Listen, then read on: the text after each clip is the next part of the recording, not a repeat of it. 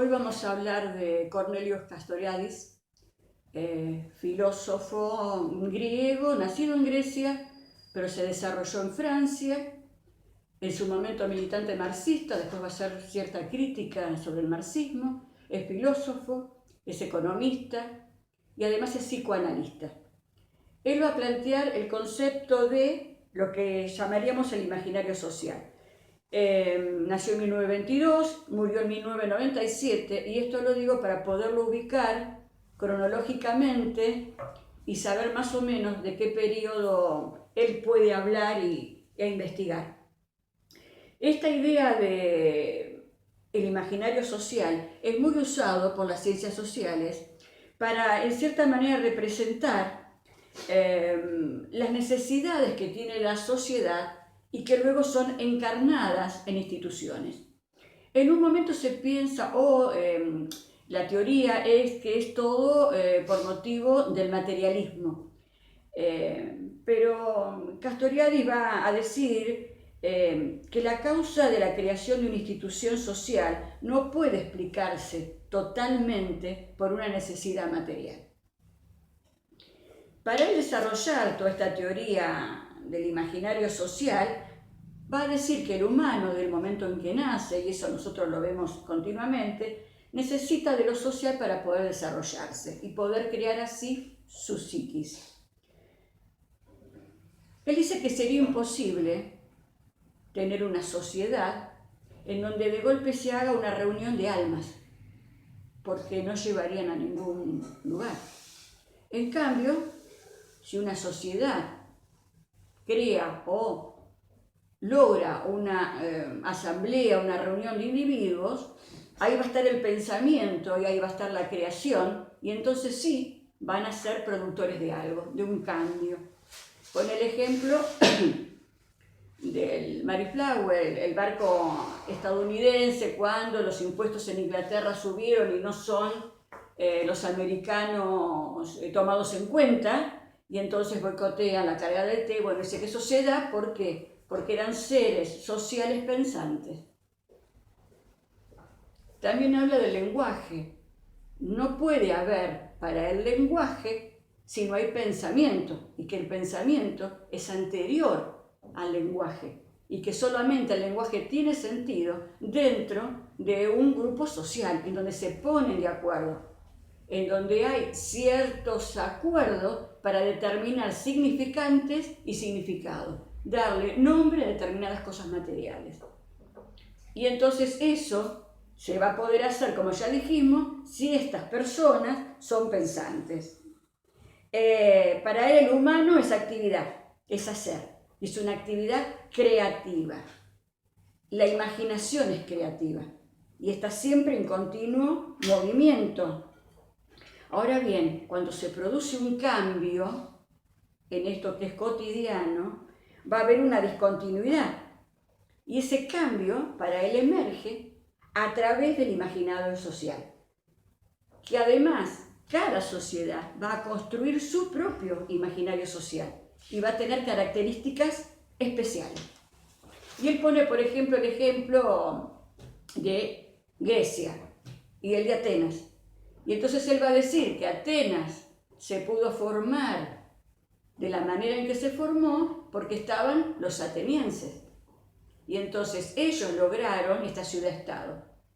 Distinto es la gente que estaba en Esparta, en donde la idea de sociedad y la función, el objetivo de ese imaginario social era otro. Era la guerra y el prepararse para eso. Distinto era Creta. Entonces, esas características que hacen a una sociedad de determinada manera, hay que tenerlas en cuenta. Hay costumbres y hay usos que son particulares de un determinado lugar. Y además de eso, ¿de qué tipo de sociedad tienen? Esa sociedad, o ese imaginario social para él, tiene dos características importantes.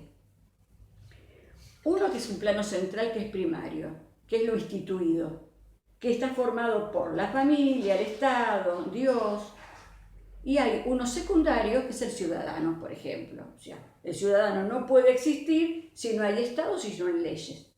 Entonces están los primarios y los secundarios. La sociedad es creación.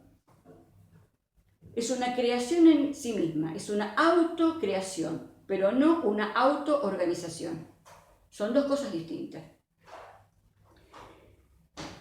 Eso que está instituido y firme, que es la nación, que es el Estado, que son las reglas morales con que se vive, es algo que tiende a estar estático, tiende a perpetuarse en el tiempo, no acepta modificaciones. Vendría a ser el mundo externo, en donde está la sociedad construida por este imaginario social, en donde hay un cerco, que es lo instituido, y en donde hay normas heterónomas. ¿Qué quiere decir? Normas que están puestas por el poder de la nación y que no se deberían tocar. Esas leyes son valores, normas, reglas, forma de hacer y lo religioso. ¿Por qué? Porque hay muchos estados, el nuestro también en parte, en donde la religión comparte a la sociedad o la gobernabilidad de una sociedad. En el caso nuestro, si bien nuestro Estado es democrático, independiente, el país tiene como religión oficial la Católica Apostólica Romana, pero eso pasa desde la Reforma del 94, porque anteriormente a eso, todo presidente tenía que ser católico, no podía ser presidente alguien que fuera de otra religión, hoy ya no. Pero el país sigue siendo católico apostólico romano, y entonces hay incidencia cuando hay algo que quiere ser cambiado. Lo vimos con la ley de divorcio. Ley de divorcio que se dilató en el tiempo. La ley de divorcio creo que la primera vez fue en la última etapa, creo que del gobierno de Perón, duró pocos años, el que pudo se divorció y después la religión o la iglesia lo prohibió y bueno, salió no hace tanto. Pero ahí también hubo un debate terrible. ¿Por qué? Porque ya estaba instituido. Esa es la noción de instituido. Es no y es no. Y no se discute, porque está el cerco que protege. Pero ¿qué pasa? El individuo tiene un mundo interno. Nosotros lo vimos con Pichón, lo vimos con Lacan. Esa formación de ese mundo interno va a ser que busque cierta autonomía, que busque cambios a lo que él no ve bien. Nosotros vimos con Pichón que la historia no es algo no movible, no está siempre igual, sino que contaríamos. El psicólogo social, ¿qué podría modificar? Pero como sabemos que es cambiante, ahí sí nosotros tenemos oportunidad de ayudar al cambio. Entonces, este individuo va a buscar la autonomía. Y entonces, ¿qué va a decir Castoriadis? Castoriadis va a decir, o va a comparar ese mundo interno con el magma de significaciones. El magma es la lava interna del volcán, que está en ebullición, que está haciendo ruido, que va a salir a buscar el cambio. Y entonces, ese cambio, para ir en contra de ese cerco institucional social, ¿cómo se va a lograr? Y él va a hablar de las manifestaciones en las calles. Él va a hablar de el unirse para poder protestar. Él habla que se va a gestar mediante la movilización. ¿Por qué? Porque entre estos individuos, con cierto magma de significaciones, van a formar un tejido. Y al haber un grupo significante que va a ir por eso, se va a poder lograr el cambio y crear una nueva sociedad. A ver, un ejemplo que él pone, primero pone un ejemplo griego, ahora pone un ejemplo de Francia, Revolución Francesa. Ahí estaba lo instituido. El rey, la nobleza, el clero, burguesía, campesinos o clase baja. El rey estaba instituido. ¿Por quién? Por Dios. ¿Quieren algo más improbable de ser discutido? Si nosotros después vamos a ver que cuando las leyes están basadas en libros religiosos, Biblia, Evangelio, Corán, es muy difícil, porque es la palabra de Dios. Es algo totalmente heterónomo.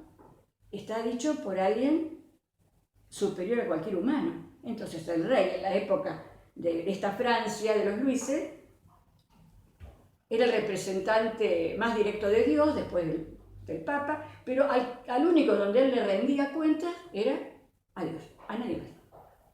A su vez la nobleza que vivía rodeando al rey y los cleros, la iglesia, poseedora de mucha tierra, pero que no quería ningún cambio, porque ellos también tenían conexión directa con Dios y con el rey, propiedades, pero no pagaban impuestos. Entonces, ¿quién pagaba? El burgués, que era el que tenía dinero porque era comerciante, porque manejaba la riqueza, y la plebe, el campesino. Y ahí es cuando empieza este problema. No es que un día surgió, empieza el malestar, empieza el querer cambiar las cosas, y termina con la Revolución Francesa, en donde surge una nueva sociedad, en donde hay todo un cambio de estructura, de gobierno, de intervención. Entonces, ahí, eso que era instituyente va a ser instituido, porque entonces se da el cambio de estructura. ¿Sí? Una cosa que dentro de la Revolución Francesa se da, después del feudalismo, dicen que es el cambio de la situación del niño. Y hoy también nosotros vivimos con estas situaciones instituyentes, es a diario, con el tema de los niños.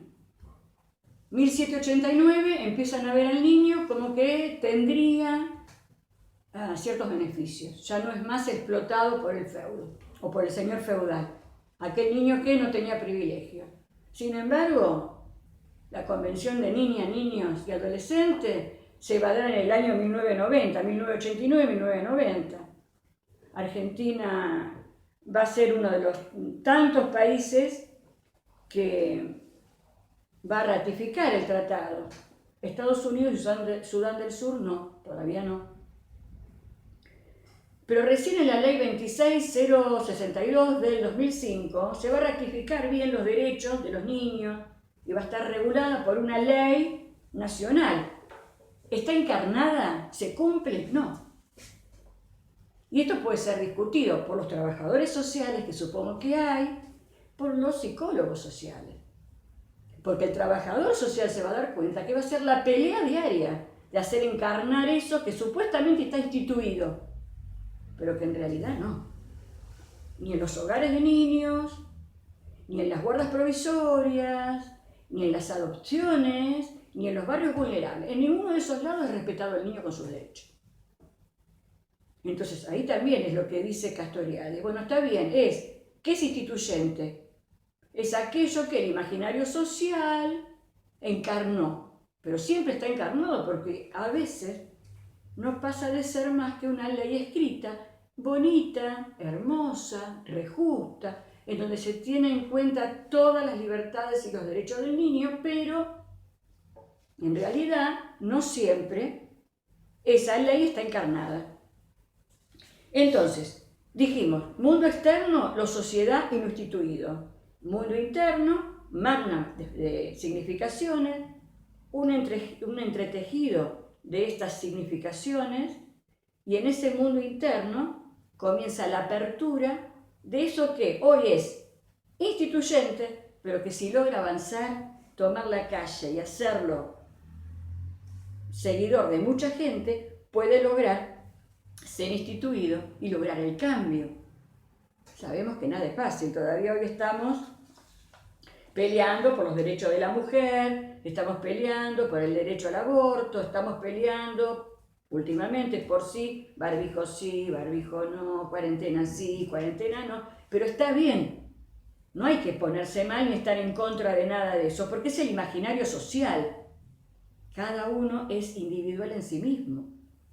Vivimos en sociedad, tenemos una sociedad instituyente y tenemos normas, tenemos leyes que tenemos que aceptar y las que no estamos de acuerdo, comenzar a hacer el movimiento del cambio y después pelearnos para que estén encarnadas.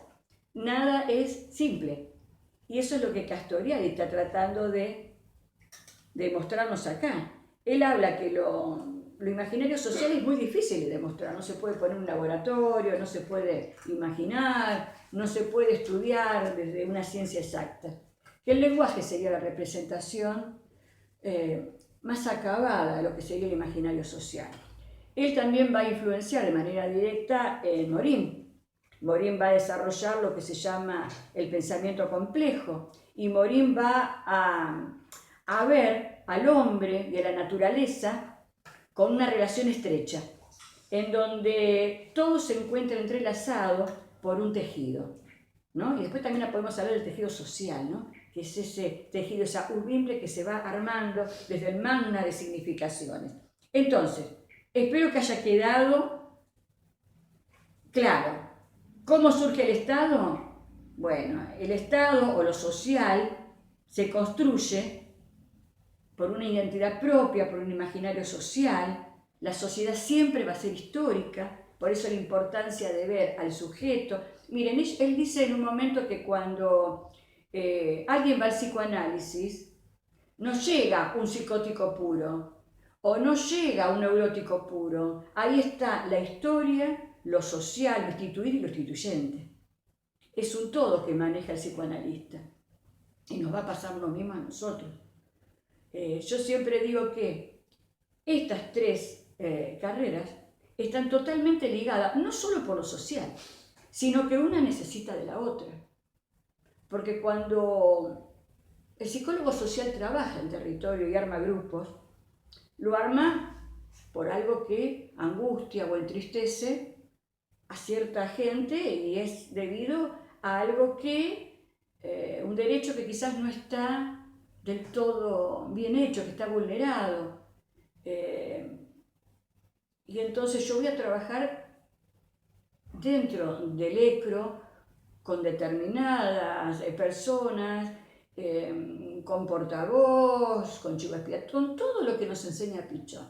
De golpe va a haber necesidades puntuales que yo no voy a poder resolver como psicóloga social. Voy a necesitar del trabajador social, que él sí me puede conseguir algunas cosas como que para que ayuden a esa necesidad o ese derecho vulnerado. Pero también voy a encontrar personas con duelos, con amarguras, con problemas personales no resueltos. Y ahí voy a necesitar al consultor. En el aquí y el ahora es la clínica individual del psicólogo social. Entonces, todo eso va a estar relacionado. Y entonces por eso es lo importante. Bueno, por acá dejaría, espero que les haya quedado. Seguramente me olvidé de muchas cosas, porque cuando uno da clases, entre la pregunta y la repregunta, uno le aflora nuevos conocimientos. Por eso ando siempre con los papeles, para tratar de ser concreta, no marearlos y poder desarrollar toda la temática. Este tema es un tema que a mí me gusta muchísimo porque relaciona la imaginación, la creación, el cambio. A veces no lo tenemos en cuenta. La diferencia social. Siempre nos comparamos con otras sociedades. Y no sé si es tan fácil. Nosotros somos nosotros. Tenemos nuestra identidad, tenemos nuestras costumbres y tenemos nuestras reglas.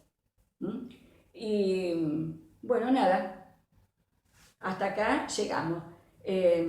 Suerte.